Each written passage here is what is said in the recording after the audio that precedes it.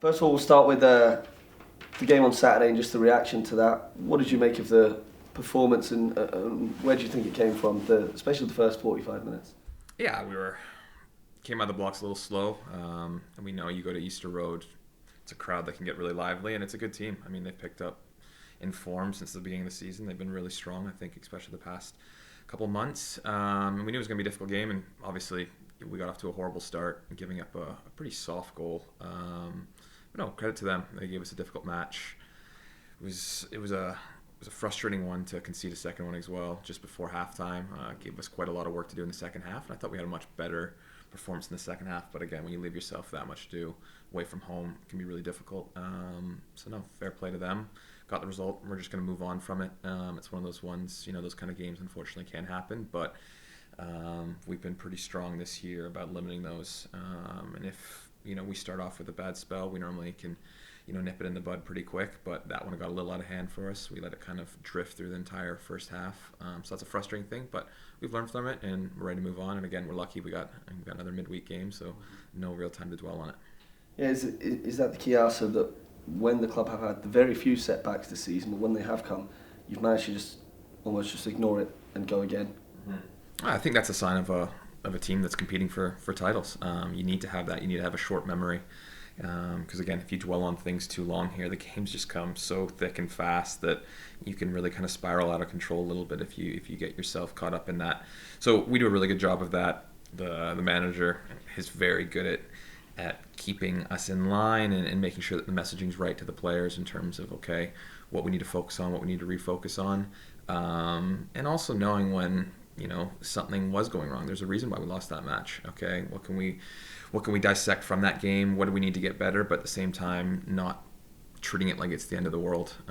So I think that we've done a really good job of that so far this year, and it's going to be really important in this run in here the next couple months to keep that same kind of mentality and that same focus, so that we can run through the finish line, sprint through it ideally. Mm-hmm. I've got to ask you about the goal that wasn't the equaliser. It was you that crossed it. What was your take on the situation?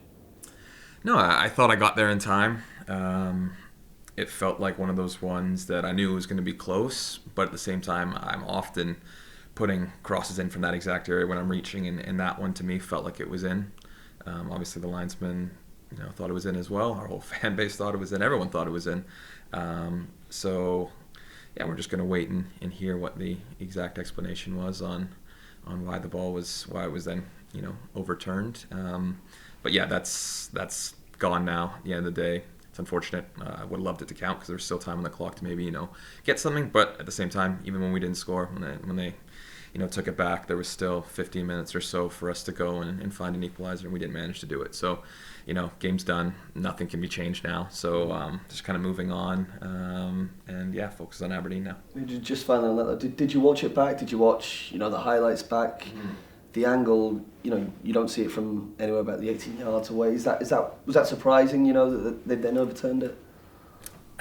I mean, I've heard some comments on it, and again, I think that's the frustrating part, is that if you want VAR to intervene, and especially on things where it's, it either is yes or no. It's objective. It's not subjective. You need to then obviously have a camera angle that can prove that, and unfortunately, I think up here that.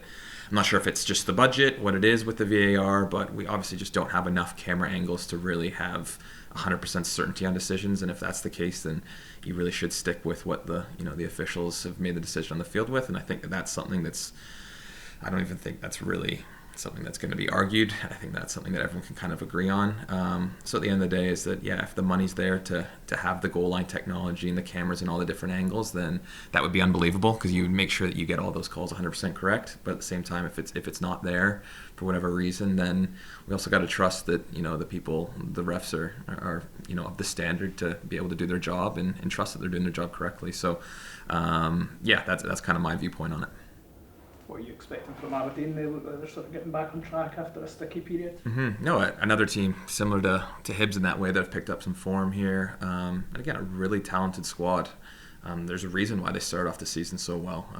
They can beat anyone, home or away. So we're expecting a difficult match there. And again, as you said, another team that's picking up form. So we're going to be prepared for that. We know that this is a big match for them. And obviously it's a big match for us coming back from a defeat on the weekend.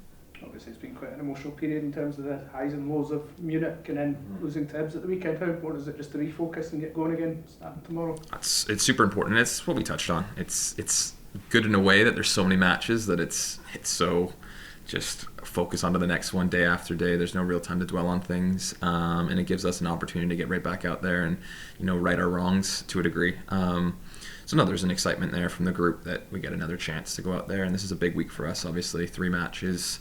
The last midweek match before the split. I think we'll have one more after the split normally. So after this, it gets the schedule for us gets a little bit slower with more one match kind of a week. So this is a big push here to get through this period right now.